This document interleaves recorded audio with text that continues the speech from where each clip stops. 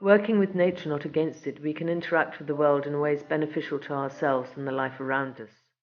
The key to horticulture is the soil, which is the engine to your garden. Organic, no-dig are just some of the approaches to gardening and how we grow our own food. As someone once said, the ultimate goal of farming is not the growing of crops, but the nurturing of the soil for the next generation.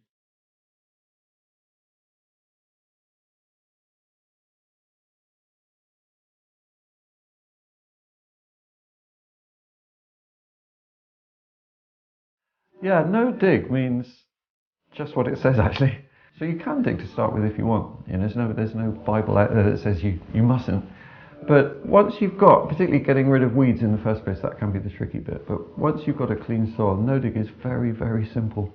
And all it consists of is feeding the soil with some kind of mulch on top. And depending on the part of the world you are in, that mulch, like here, the most appropriate one is compost. That works really well in damp areas such as Britain.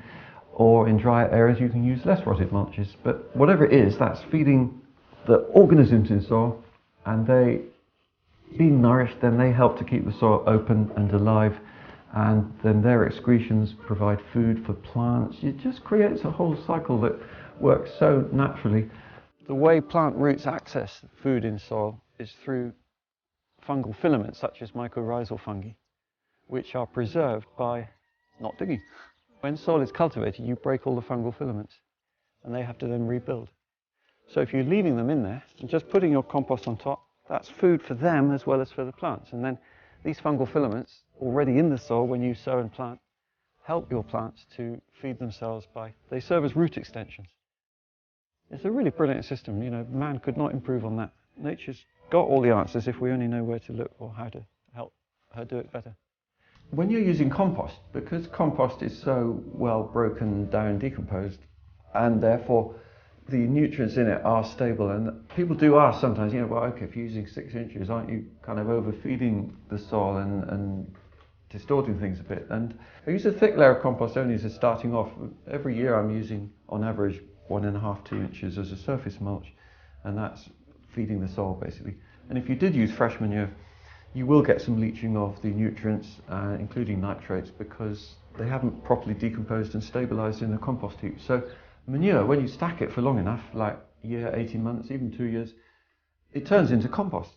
Growing in beds works really well because you've got a clearly defined area and then somewhere to walk. So you're growing space and your walking space. And I found it works really well. Then you can also consolidate your use of compost. So using those two things, and then in time I took away the wooden sides, and I prefer not having any wooden sides at all. So this one filled with compost, and then the one to your right there, same method, but the filling is different, it's soil.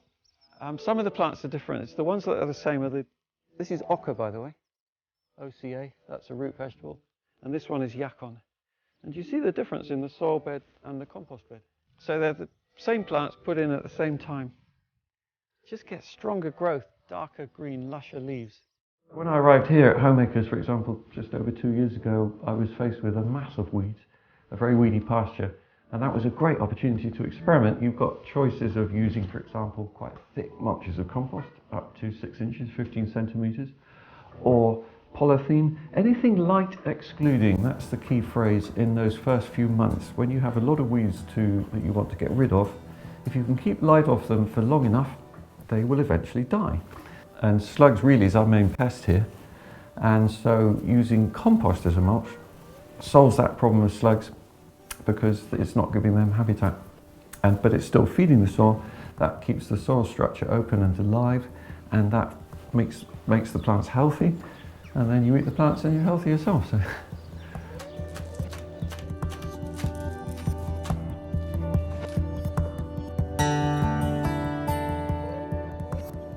All of us can be scientists, and the true scientists in the beginning, what they were doing, they were going out to observe nature and understand it better, and through their understandings to apply that knowledge to grow more food or whatever it might be. And so any gardener can be a scientist, and I'd encourage you very much to go down that road, because true science is about learning as you observe, trying different things, see how they work or not in your garden, in your situation, with your soil, in your climate, because everybody's outlook is different from that point of view. So be a scientist and you will enjoy the process of learning.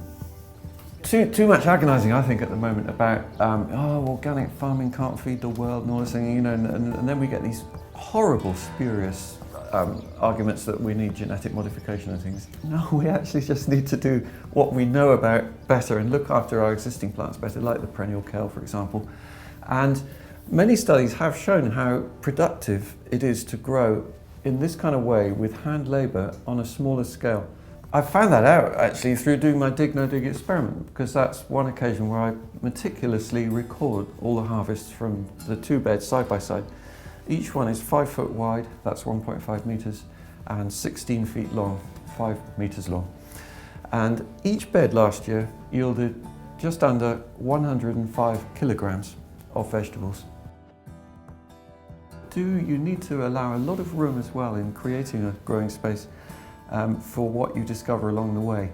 And I would urge anybody not to have too definitely defined preconceptions about what has to be done here, there and everywhere. There is a process of working with your own design, if you like, but be prepared to change it all the time. And also you'll find what you want to get out of your plot changes too. So, you be open to doing things differently as you go along.